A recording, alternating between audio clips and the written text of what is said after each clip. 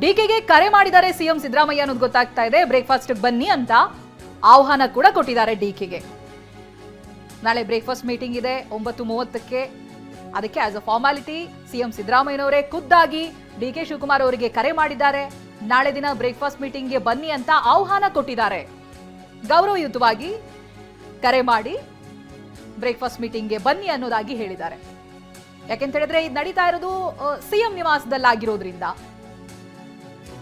ಗೌರವಯುತವಾಗಿ ಆಹ್ವಾನ ಕೊಟ್ಟಿದ್ದಾರೆ.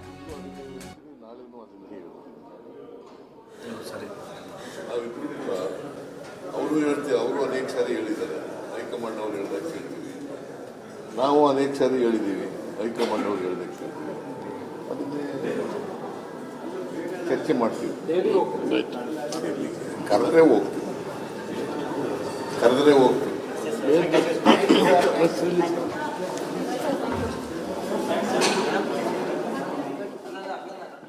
ಅದೇ ಮಾತನ್ನ ಹೇಳಿದ್ದಾರೆ. ಹೈಕಮಾಂಡ್ ಕರೆದ್ರೆ ಹೋಗ್ತೀನಿ ಅನ್ನೋದಾಗಿ ನಿನ್ನೆ ಕೂಡ ಮಾಧ್ಯಮದ ಜೊತೆ ಮಾತನಾಡಬೇಕಾದ್ರೆ ಹಾಗೆ ಹೇಳಿದ್ರು. ಹೈಕಮಾಂಡ್ ಇಂದ ಬುಲಾವ್ ಬಂದ್ರೆ ನಾನು ಹೋಗ್ತೀನಿ ಅನ್ನೋದಾಗಿ ಪುನರುಚ್ಚಾರ ಮಾಡಿದ್ದಾರೆ. ಈಗ ನೋಡಿದ್ರೆ ಹೈಕಮಾಂಡ್ ಇಂದ ಬಂದಿರೋ ಸೂಚನೆ ಏನು? ನೀವು ಮತ್ತೆ ಡಿಸಿಎಂ ಕುಳಿತು ಮಾತಾಡಿ, ಮೊದಲು ನೀವಿಬ್ರು ಮಾತನಾಡಿ, ಆ ನಂತರದಲ್ಲಿ ಬನ್ನಿ ಅನ್ನೋದಾಗಿ ಹೇಳಿದ್ದಾರೆ. ಹಾಗಾಗಿ ಮೊದಲನೇದಾಗಿ ಸಿಎಂ ಡಿಸಿಎಂಗೆ ಕರೆ ಮಾಡಿ ನಾಳೆ ದಿನದ ಬ್ರೇಕ್ಫಾಸ್ಟ್ ಮೀಟಿಂಗ್ಗೆ ಬನ್ನಿ ಅನ್ನೋದಾಗಿ ಕರೆ ಕೊಟ್ಟಿದ್ದಾರೆ. ಕರೆ ಮಾಡೋದ್ರ ಮೂಲಕವಾಗಿ ಹೇಳಿದ್ದಾರೆ, ಆಹ್ವಾನ ಕೊಟ್ಟಿದ್ದಾರೆ. ನಾಳೆ ದಿನ ಬ್ರೇಕ್ಫಾಸ್ಟ್ ಮೀಟಿಂಗ್ ನಡೆಯುತ್ತೆ. ಇನ್ನು ದೆಹಲಿಗೆ ನಾಯಕರು ಕರೆದ್ರೆ ಹೋಗ್ತೀನಿ ಅನ್ನೋದಾಗಿ ಮತ್ತೊಮ್ಮೆ ಸಿಎಂ ಸಿದ್ದರಾಮಯ್ಯ ಹೇಳಿದ್ದಾರೆ. ದೆಹಲಿ ನಾಯಕರು ನನ್ನನ್ನು ಕರೆದ್ರೆ ಹೋಗ್ತೀನಿ ಅಂತ ಮೊನ್ನೆ ದಿನದಲ್ಲಿಯೂ ಕೂಡ ಇದೇ ಮಾತನ್ನ ಹೇಳಿದ್ರು. ಹೈಕಮಾಂಡ್ ನಿಂದ ಕರೆ ಬಂದ್ರೆ ಬನ್ನಿ ದೆಹಲಿಗೆ ಅಂತ ಹೇಳಿದ್ರೆ ನಾನು ಹೋಗ್ತೀನಿ ಅಂತ. ಬಟ್ ಅದಕ್ಕೂ ಮುಂಚಿತವಾಗಿ ಹೈಕಮಾಂಡ್ ಇಂದ ಬಂದಿರುವಂತಹ ಸೂಚನೆ ಬ್ರೇಕ್ಫಾಸ್ಟ್ ಮೀಟಿಂಗ್ ಸೇರಿ ಇಬ್ರು ಕೂತ್ಕೊಂಡು ಚರ್ಚೆ ಮಾಡಿ, ಸಭೆ ಸೇರಿ ಒಂದ್ ನಿರ್ಧಾರಕ್ಕೆ ಬನ್ನಿ, ಒಂದ್ ಹಂತದ ಮಾತುಕತೆ ಆಗ್ಲಿ ಅಂತ ಹೇಳಿದ್ದಾರೆ. ಮೇಲಿಂದ ಮೇಲೆ ಬೆಳವಣಿಗೆಗಳಾಗ್ತಾ ಇದೆ. ಯಾವ ಹಂತಕ್ಕೆ ಹೋಗುತ್ತೆ, ಎಲ್ಲಿ ಹೋಗಿ ನಿಲ್ಲುತ್ತೆ, ಇದಿರುವಂತ ಪ್ರಶ್ನೆ. ಜೊತೆಗೆ ಇಡೀ ರಾಜ್ಯದಲ್ಲಿ ಯಾವ ರೀತಿಯಾಗಿ ಜನ ಭೇಟಿ ಮಾಡಿ ಅಂತ, ಅದಕ್ಕೋಸ್ಕರ ಅವನಿಗೆ ನಾನು ಬ್ರೇಕ್ಫಾಸ್ಟ್ ಕರೆದಿದ್ದೀನಿ. ಬ್ರೇಕ್ಫಾಸ್ಟ್ ಬಂದಾಗ ಚರ್ಚೆ ಮಾಡ್ತೀವಿ. ಯಾಕೆಂತಂದ್ರೆ ಹೈಕಮಾಂಡ್ನವರು ನನ್ನ ಸ್ಟ್ಯಾಂಡ್ನಲ್ಲಿ ಏನು ಬದಲಾವಣೆ ಇಲ್ಲ. ಹೈಕಮಾಂಡ್ನವರು ಏನು ಹೇಳ್ತಾರೆ ಅದರ ಪ್ರಕಾರ ನಾನು ಕೇಳ್ತೀನಿ ಅಂತ ಹೇಳಿದ್ದೀನಿ. ಸೊ ಈಗಲೂ ಅದನ್ನೇ ಹೇಳ್ತೀನಿ, ನಾಳೆನೂ ಅದನ್ನೇ ಹೇಳ್ತೀನಿ. ನಾವಿಬ್ರು ಕೂಡ ಅವರು ಹೇಳ್ತೀವಿ, ಅವರು ಅನೇಕ ಸಾರಿ ಹೇಳಿದ್ದಾರೆ, ಹೈಕಮಾಂಡ್ ಅವ್ರು ಹೇಳ್ದಾಗ ಕೇಳ್ತೀವಿ ಅಂತ. ನಾವು ಅನೇಕ ಸಾರಿ ಹೇಳಿದ್ದೀವಿ, ಹೈಕಮಾಂಡ್ ಅವ್ರು ಹೇಳ್ದಾಗ ಕೇಳ್ತೀವಿ. ಅದನ್ನೇ ಚರ್ಚೆ ಮಾಡ್ತೀವಿ. ಕರೆದ್ರೆ ಹೋಗ್ತೀವಿ.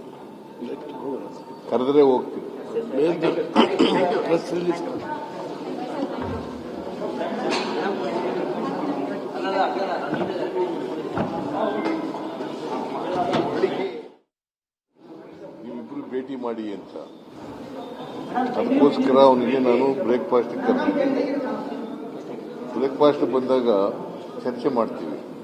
ಹೈಕಮಾಂಡ್ನವರು ಅವ್ರಿಗೂ ಫೋನ್ ಮಾಡಿದ್ರು, ನನಗೂ ಫೋನ್ ಮಾಡಿದ್ರು. ಸಿಎಂ ಹೇಳಿದ ಹಾಗೆ ಏನ್ ಹೇಳ್ತಿದ್ದಾರೆ ಅಂತ ಹೇಳಿದ್ರೆ, ಹೈಕಮಾಂಡ್ ನನಗೂ ಕಾಲ್ ಮಾಡಿದ್ದಾರೆ, ಜೊತೆಗೆ ಡಿಸಿಎಂಗೂ ಕೂಡ ಕಾಲ್ ಮಾಡಿದ್ದಾರೆ, ಹೇಳಿದ್ದಾರೆ ಬ್ರೇಕ್ಫಾಸ್ಟ್ ಸೇರಿ ಒಂದು ಸಭೆ ಮಾಡಿ ಕೂತ್ ಮಾತನಾಡಿ ಅನ್ನೋದಾಗಿ.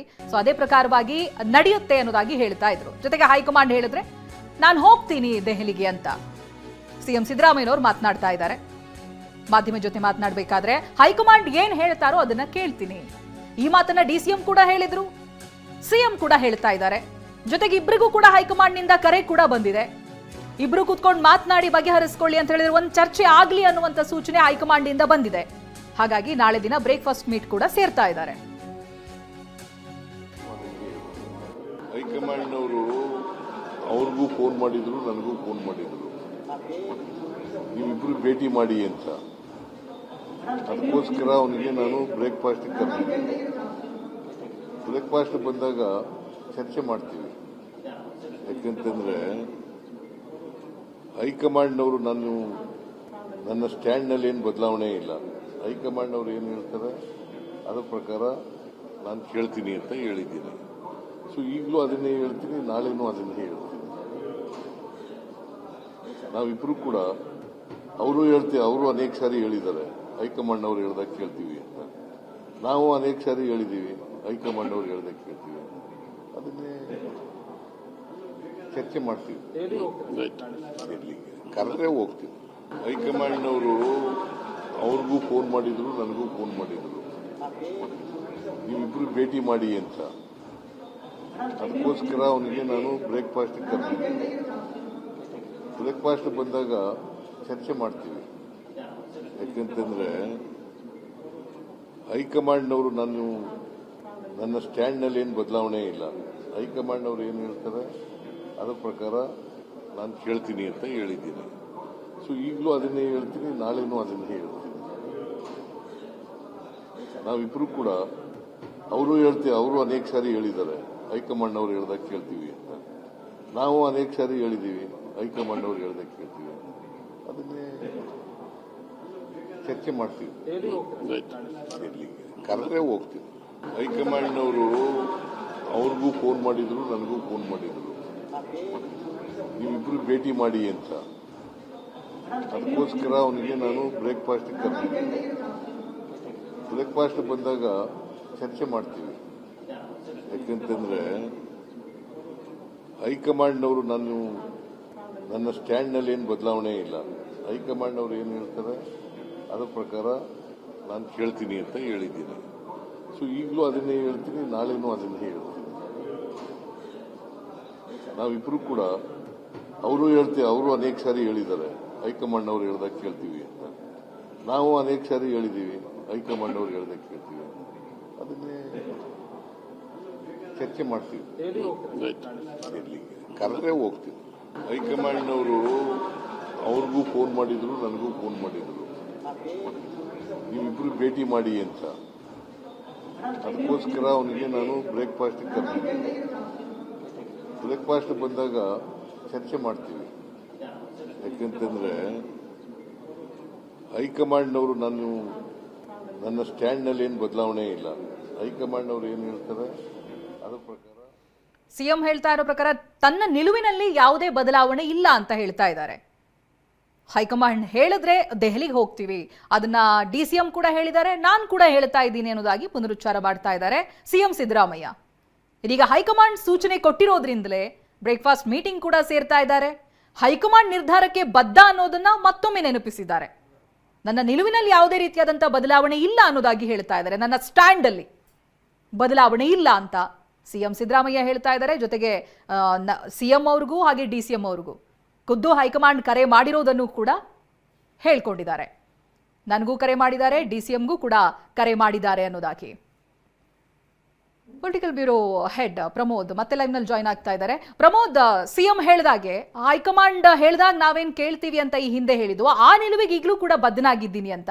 ಹಾಗೆ ಅದರ ಒಂದು ಭಾಗವಾಗಿನೇ ನಾಳೆ ದಿನ ಅವರು ಬ್ರೇಕ್ಫಾಸ್ಟ್ ಮೀಟಿಂಗ್ಗೆ ಸೇರ್ತಾ ಇರೋದು. ಪ್ರಮೋದ್, ಚೈತ್ರ, ಟಿವಿನ ಏನು ಬ್ರೇಕ್ ಮಾಡ್ತೋ ಅದನ್ನು ಇನ್ನಷ್ಟು ಅಧಿಕೃತಗೊಳಿಸ್ತಾ ಇದ್ದಾರೆ ಮುಖ್ಯಮಂತ್ರಿಗಳು. ಅವರ ಮಾತುಗಳಲ್ಲಿ, ಅವರ ಹೇಳಿಕೆಗಳಲ್ಲಿ ಇನ್ನಷ್ಟು ಸ್ಪಷ್ಟವಾಗ್ತಾ ಇದೆ. ಹೈಕಮಾಂಡ್ ನೇರವಾಗಿ ಮುಖ್ಯಮಂತ್ರಿ ಮತ್ತು ಉಪಮುಖ್ಯಮಂತ್ರಿ ಇಬ್ಬರಿಗೂ ಕೂಡ ಕರೆ ಮಾಡಿದೆ, ಇಬ್ಬರಿಗೂ ಕೂಡ ಕರೆ ಮಾಡಿ ಈ ವಿಚಾರವನ್ನು ತಿಳಿಸಿದೆ. ಅಂದರೆ ಆಗ್ತಾ ಇರುವಂಥ ಬೆಳವಣಿಗೆಗಳ ಬಗ್ಗೆ ನೀವಿಬ್ಬರು ಕೂಡ ಕೂತು ಇದ್ರ ಬಗ್ಗೆ ಮಾತನಾಡಿ ಇರುವಂಥ ವಿಚಾರವನ್ನು ಕೂಡ ಕೊಟ್ಟಿದೆ. ಯಾಕಂದರೆ ಇಬ್ಬರು ನಾಯಕರು, ಇಬ್ಬರು ಘಟಾನುಘಟಿ ನಾಯಕರು ಈ ರೀತಿ ಏಕಾಏಕಿ ಹೆಡ್ ಆನ್ ಆದರೆ, ಮುಖಾಮುಖಿ ಆದರೆ ಸಹಜವಾಗಿ ಅದು ಸ್ವಲ್ಪ ಕಷ್ಟವಾಗುತ್ತೆ, ಅಂದರೆ ರಿಸೀವ್ ಮಾಡ್ಕೊಳ್ಳೋದು ಕಷ್ಟವಾಗುತ್ತೆ.